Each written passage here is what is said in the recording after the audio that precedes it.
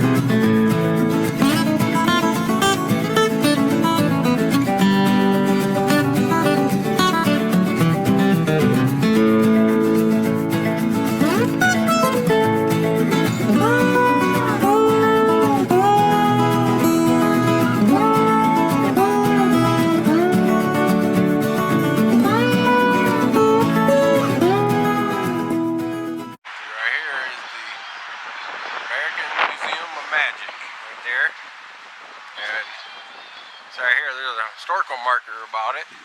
American Museum of Magic. Festival changeover, from saloon to billiard parlor, clothing store to the bakery to the museum. This epic, built in 1868, has known many transformations since April Fool's Day, 1978. It was housed in a collection that celebrates the magicians, arts, and wonder, and delight. Michigan's link to magic, illusion, primarily fun. Holland and center of magic raccoon was once home to famed magician Harry Blackstone,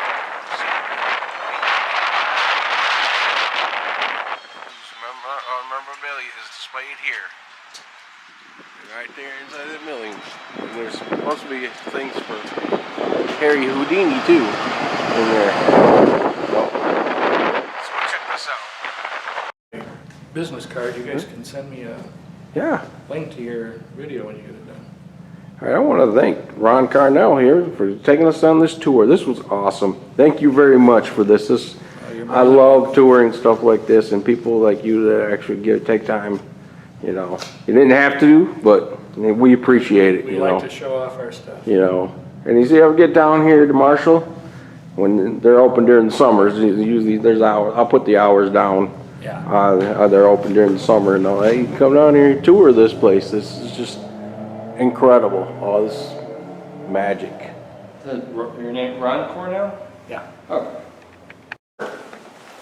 Here we Got a are. whole lot to see. A couple of pictures of Bob and Elaine Lund. Bob is the one who started the museum here. 99% of everything in the museum belonged to Bob. When Bob was a child, he had tuberculosis. They put him in a sanitarium for a couple of years. While he was there, a magician came and performed for him, and he absolutely fell in love with it. Got out of the sanitarium, went to the library, learned as much magic as he could. I don't think Bob ever performed professionally, but he performed for family and friends and neighbors. When he was 17, he had a particularly bad experience with magic. So one of his magic tricks went wrong, and he decided, I'm not a good magician. I don't have the personality for it. So he became a collector, and he started collecting magic. He knew just about every magician in the world because of his collection. In 78, actually in 76, his wife Elaine gave him an ultimatum. Said, you either stop collecting magic or we have to buy a new house, because it was full. They were driving through Marshall. He was originally from the Detroit area. Worked for Hearst Corporation as a writer. Driving through Marshall, saw this building. It was for sale. It had previously been a bakery. It's well over 100 years old, so it's been many, many things. They bought it. Took 2 years to completely renovate it, move everything over here, get their own condo in Marshall, and they opened it on April 1st, 1978. Wow, it's been here that long. Yes. Yeah, we're going into our 42nd year. Over here, near to my heart, this is Harry Blackstone's seed. It's near and dear to my heart because I live in Colon. In 1926, Blackstone moved to Colon, Michigan. Back in those days, he was a touring magician. They would tour during about 9 months out of the year. During the summer, they would lay over in Colon. Back then, the performing venues that they had were not air conditioned, so they very rarely performed during the summer. Instead, they'd come to Colon, they would rebuild their props, rehearse new routines, things like that. Wow, that's beautiful. This is called a palanquin. Of course, it goes back to Roman, Grecian times. It's how royalty were carted around the 4 burly guys would get on each corner, and royalty would get inside, and they'd cart them all over the city. Well, they turned it into a magic trick. 4 guys would bring it out on stage. Because it was raised, you could see that there was nothing under it. Blackstone would open up the curtains. You can see there's a little cutout in the back. He'd open that up, walk around behind it, stick his hand and his head in there to show you that it's completely empty. And he put the inset back on, come out here, close the curtains, say his magic word, like a magic gesture, and when he opened it up, 4 beautiful women would pop out of there. Wow. Usually without a whole lot of clothes on. I wish I could do that. I've opened and closed those curtains 100 times. And it never happens. I'm sure your wife would keep trying to keep you away from that, huh? I'm single. In part because of that. Blackstone had all of his cases painted orange. They would travel all over the country, and they were very often in venues, stages and what have you, with other performers. He says if it's orange, it belongs to us, put it on our train. Wow. Made it very easy to know what was his. Right. Now the rumor is that he carried a can of orange paint in case he saw something he liked, but we don't know if that's true or not. That's mine. This weighs about 540 pounds. Pete Baton was Harry Blackstone's brother, a couple of years younger. They had performed together as teenagers, but it became very evident very quickly that Harry was the stage presence. He really knew how to handle himself on the stage. Pete became the stage manager. This is his tool chest. It has everything in here that he needed to keep the show running while they were on the road. About 540 pounds, and this went everywhere they went. Wow.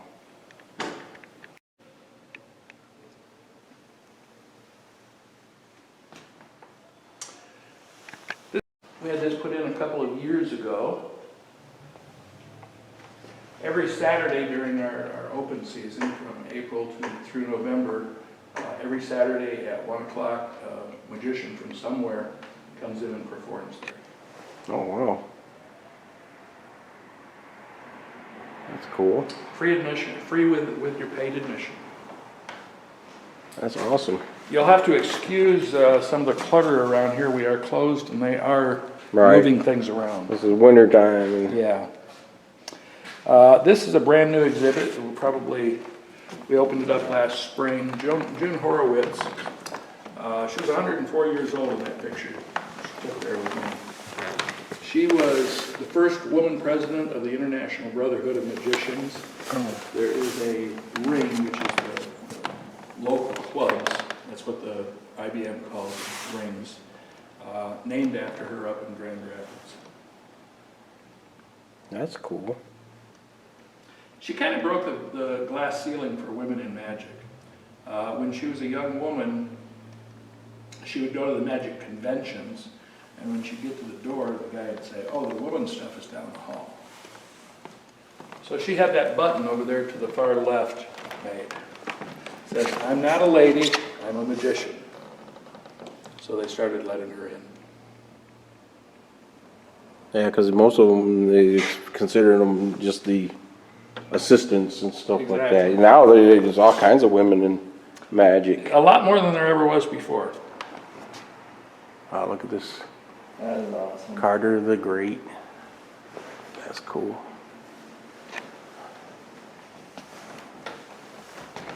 Oh, I love that.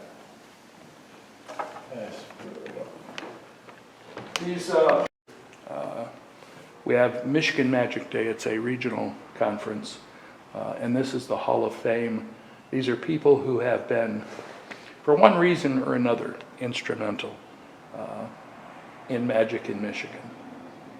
Some of those are incredibly famous. Kevin James, Jeff Hobson. These are people who are playing Vegas and LA even as we speak. Wow. Some of them are not so famous. My name's on there. Well, we consider you famous. Thank you. For just letting us come here, you're famous. Bob Lund is on there, the man who started this. Wow, that's cool.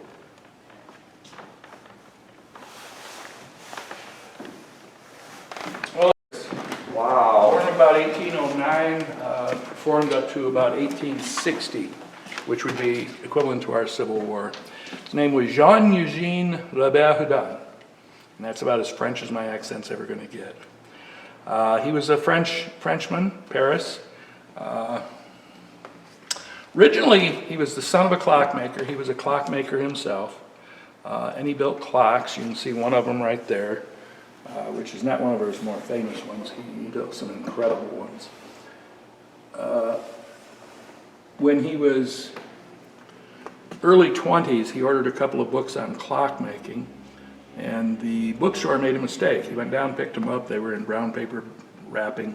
Took them home, opened them back up, and discovered they were books on magic instead of clockmaking. Robert Houdin started reading them, became interested, and became a magician. Today we consider Jean-Eugène Robert Houdin the father of modern magic. Now, he was a good magician. He was even a great magician. His skill as a clockmaker translated very well over to magic. But that's not why he's the father of modern magic. He's the father because he changed the way magic was performed. In the early 1800s, prior to that, magic was a street performance. People would dress as wizards or clowns and perform in fairs or on the street. And more importantly, the early magicians wanted people to believe that they had supernatural powers. Robert Houdin come along and he said, "No, I'm a gentleman. I'm going to dress like a gentleman. I'm going to perform in parlors and eventually on the stage." He had his own theater in Paris.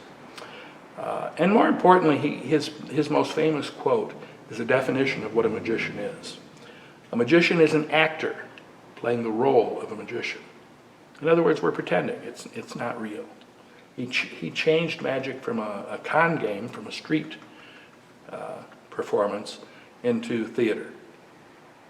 He was so incredibly well thought of that in 1893, a young magician named Eric Weiss had just read his autobiography and was looking for a stage name. And he says, "I want to be like Houdin." Somebody says, "Well, if you add an I onto the end, that will mean like Houdin." Houdini. And he became Harry Houdini. Harry Mm-hmm. Houdini. If you turn around, this is our Harry Houdini. Oh, there it is. There it is. The milk jug.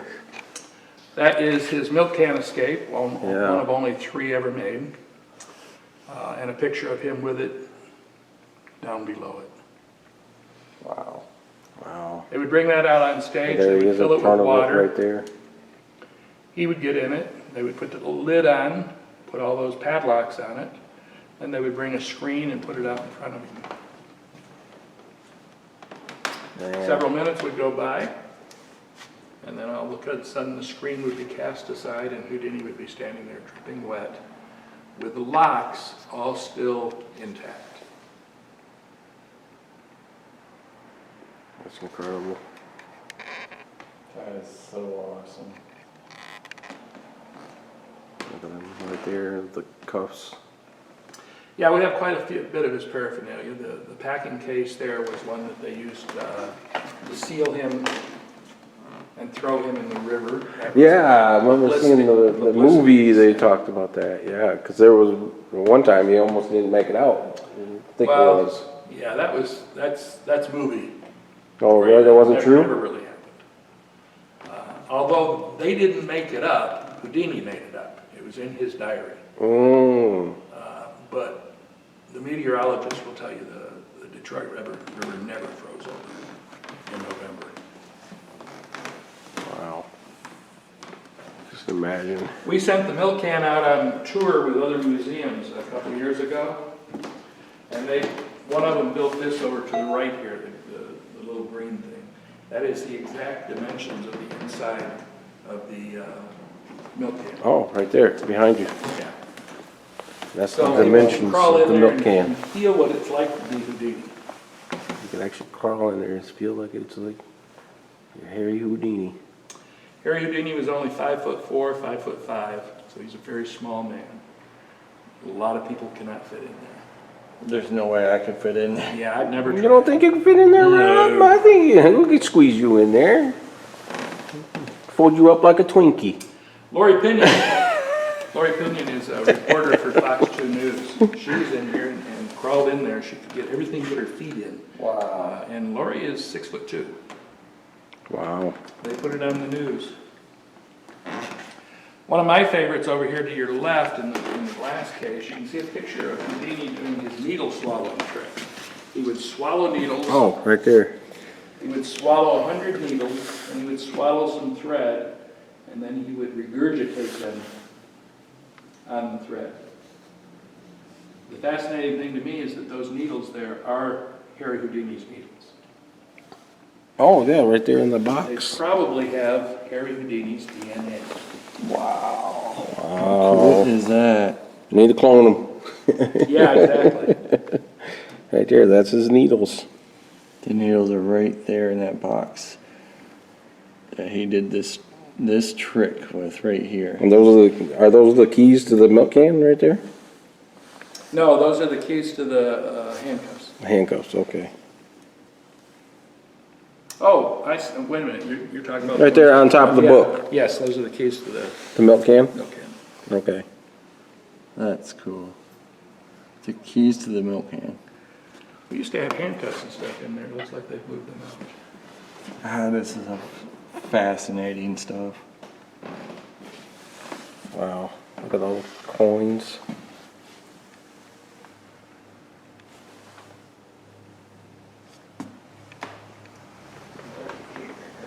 Picture of this. October 31st, 1926. In Detroit. In Detroit, yep. In fact, we have a brick over here from his last performance. Oh, this here? No, right over here. This is the Garrett Theater that's been torn down since then, but that was the last place that he ever Oh, performed. that's where he died at. Well, he died in Grace Hospital. Right, but I mean, that's where the blow was, right? Where the guy punched him. No, actually, that was in Canada. Oh, was it in Canada? Yeah, he Okay. was performing in Canada, had been asked to do a lecture at the university there, McGill University. And one of the students came backstage during his performance, and that's when they got punched. And I still wondered if it was appendicitis, they said? It was appendicitis. Doctors will tell you it's highly unlikely that the punch caused the appendix to burst. It's much more likely, and this is kind of my personal opinion, that he was in pain from the appendix, but he attributed it to being hit. So Right. he didn't get help in time. I think they did talk about that. They said even before he was performing, that he wasn't feeling, Yeah, his final Well- performance here at Garrick Theater, he was running 104-degree temperature. got through the show. It probably was not his best show ever. And then they rushed him to the hospital where they diagnosed it as a burst appendicitis.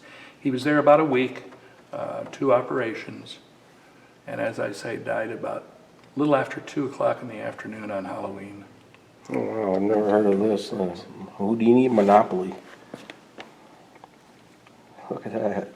I've It's never heard actually of that. fairly new. They just came out with it. Oh, a they year just or two recently ago. came out with Yeah, that? just a year or 2 ago. You can't escape the fun. Bunch of books about Houdini. Oh, I like the bookends. Look at the bookends. Harry Houdini. That's so, man, that's awesome. I love it. There's a Houdini beer. How did did you guys come across getting this? How much would that go for today? No I mean, idea.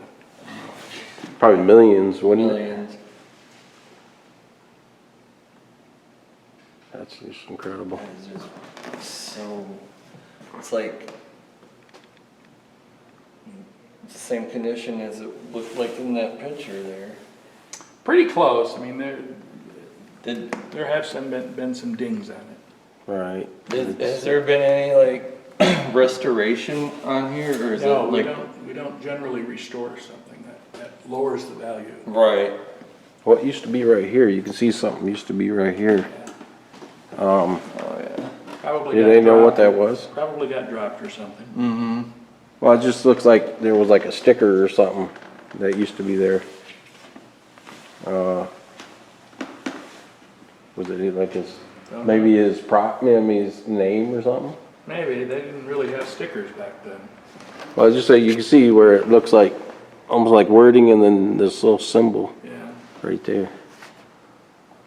So I make wondering if maybe that he had painted on there Houdini or something. Who knows? Yeah, I Who don't know. knows? I mean, that was like almost what. If it was there from a Houdini, we would never have taken it off. Right. Right. I'm not saying you guys did, I'm just noticing, it just looks like something that Yeah, was I can see there. there's some discoloration there. And possibly these were actually words. That maybe just somebody wore it off or something. Well, over here we have probably the oldest thing in the museum. This book is the very, very first book ever written in English revealing how magic tricks were done. It was written in 1584 by Reginald Scott. It's called The Discovery of Witchcraft. It was not written as a treatise on magic. It was actually written to discourage people from killing witches. His whole thing was, they're just doing tricks. Here's how they do these tricks. Stop killing them. Came out in 1584. 2 years later, King James, the same one who sponsored the Bible, came into power. And he very much believed in witchery. In fact, he wrote a big book called Demonology. So he ordered that all of these be burnt, which makes it a fairly rare book today. This is a first edition copy of it. You look that up on the internet, it's worth about $75,000. Wow. I'm backing up. Because I ain't got that kind of money. Interestingly enough, he had them all burnt. I don't think it's ever been out of print since then. You can actually buy them on Amazon right now. Newer They're just- ones. Yeah, they're just not first edition. And this is the only old one? That's the only one left? Or Oh, no, is there others found? Yeah, there's probably 100 Okay. of them out there, but not much more than that. That's so fascinating. This is an old Blackstone prop. It's called the Girl with No Middle. You would open the doors Yeah. up, a girl would go in there. You can see it's broken into 3 spots, her legs, her middle, and her head. She'd go in there, they'd close up all 3 spots. He'd say his magic words. He'd open up the head, and you could see her head there. He'd open up the feet, and you could see her feet there. But when he opened up the middle, there was nothing there. Nothing there. The Girl with No Middle. I think I've seen how it's done before, but I'm So not going to this say was exactly, a Harry but Blackstone Senior prop. Yes. We have other ones. We have one over in the archives, built by a guy named Dorney. Wow. This is a video that normally runs during business hours that talks about the cups and balls. Yeah, that's one of those you ever see. Almost every magic show they have that. It is, as far as we know, the oldest magic trick in the world. And some people even use it as a scam, you know. Sure, That the three cups shell and game. thing, yeah, the 3-shell game, yep. Of course, when you talk about magic, there are two things that people think about: pulling a rabbit out of a hat and cutting a woman in half. Yeah, there we go. This illusion was invented in 1921 by a guy named P.T. Selbit over in England. The interesting thing to me about this is this was actually the first instance where women became assistants on the stage. Prior to this, men were the assistants. Really? I always wondered how they do that one. That one has always puzzled me, how they do that. I'm like, This is called a thin sawing. This is much thinner than the one that Selbit invented back in the. You want to crawl in there, Rob? I'm going to see if I can saw you in half. There are actually a number of different ways to do the trick and a number of different methods for creating the illusion. I mean, I've always seen that one. I was like, how the heck do they do that? I'm like, especially when she put her feet in there and they spread her apart and their feet are moving that way. I'm like, wait a minute. It's just incredible. Of course, that's the mystery of magic. Oh, absolutely. This is our blood and guts corner. You can see that. We have. Oh yeah. That is the largest magic guillotine in existence. It was actually designed and built by a local craftsman, Philip Haggerty, good friend of mine, in fact. Bob asked him to do it, and it was an operational guillotine for a long time. I have a video of Bob showing it to somebody, of actually putting a visitor's head in there. But Bob eventually had it decommissioned for two reasons. One, the shock absorbers in there were starting to age, and he didn't trust them anymore. Right. And two, Bob decided that, we're here to educate and entertain, not to scare the crap out of people. And that was a very, very scary thing. When that blade comes down, it weighs about 40 pounds. Now, has there ever been any accidents with these where actually somebody almost did get cut in half? Not with this particular type of prop. There is a video out there called Tragic Magic, narrated by a good friend of mine, Joshua J., young kid, that talks about all of the accidents in magic. And there have been many. That's crazy. There is a poster up there we walked right by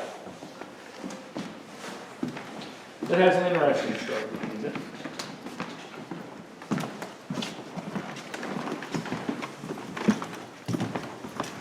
Chun-Ling Su.